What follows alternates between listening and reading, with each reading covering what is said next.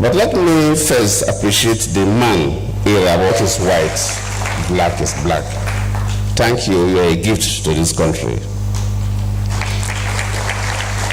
And the title of the book is quite interesting.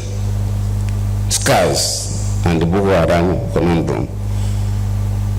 It is interesting because, when I was in office, and one of the major scars on my government, and it would be on my face, and like Bishop Cook has said, no plastic or cosmetic surgeon can remove it, is the issue of the Chibok girls.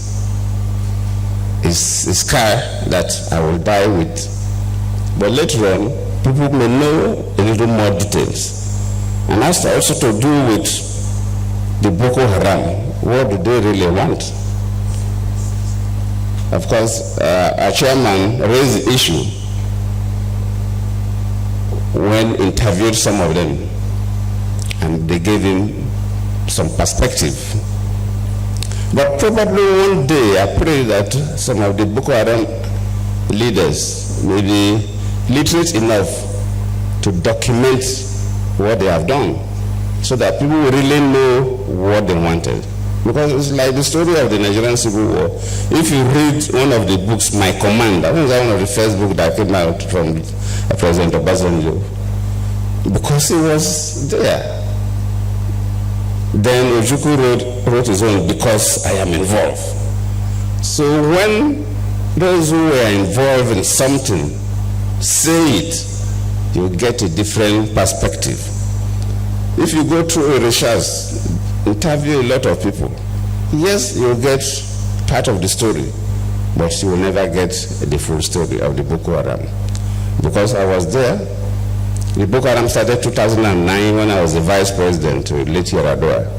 Of course, I took over 2010 for 5 years, battling with the Boko Haram until I left. I thought that immediately I leave, within a reasonable time, late General Buhari was going to wipe them out, but till today, the Boko Haram is still there. So the issue of Boko Haram is a little more complex than sometimes we can conjecture.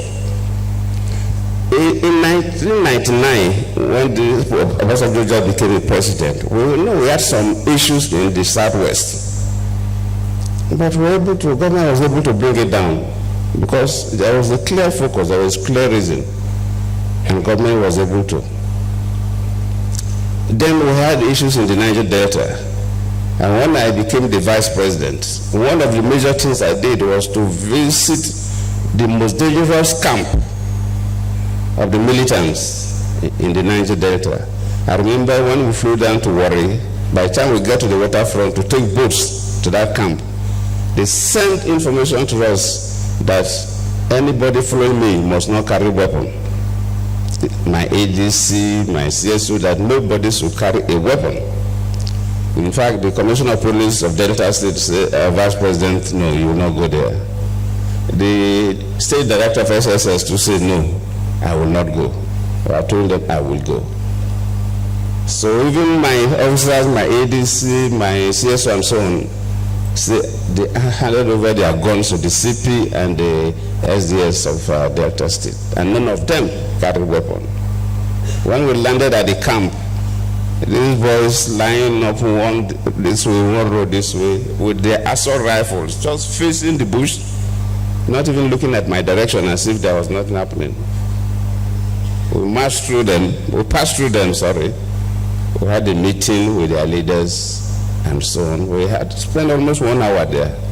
When we came back, that was the beginning of solving the the Niger Delta crisis. And we were able to get through. At least now there's reasonable peace in the Niger Delta. If you, like Bishop mentioned, the 82 and 83, when we have the militancy religious crisis in this country. From research, the militancy religious crisis, when some of them were arrested and analyzed and interviewed, they came from parts of the Sahel area between Nigeria and outside Nigeria, where we had major droughts within that period.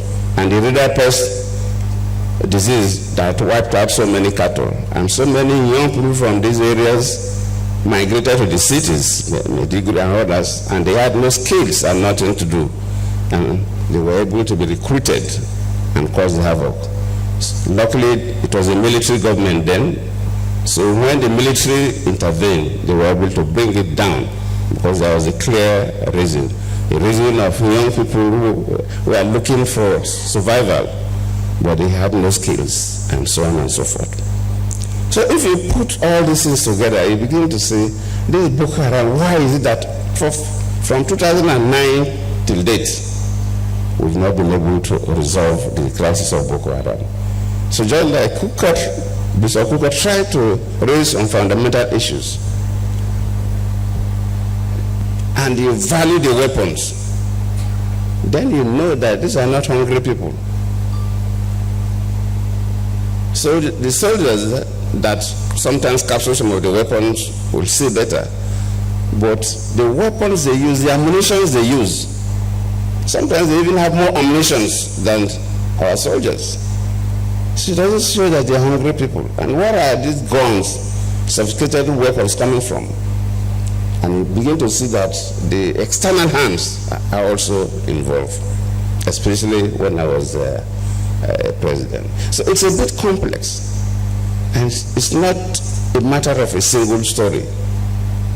But I believe as a nation, we have to look at the concept of Boko Haram and approach it differently from the conventional approach.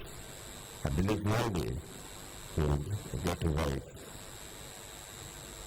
So once again, let me thank General Rabo for this, because I always appreciate people who clearly document events, so that maybe sometimes when we write our own, we'll borrow from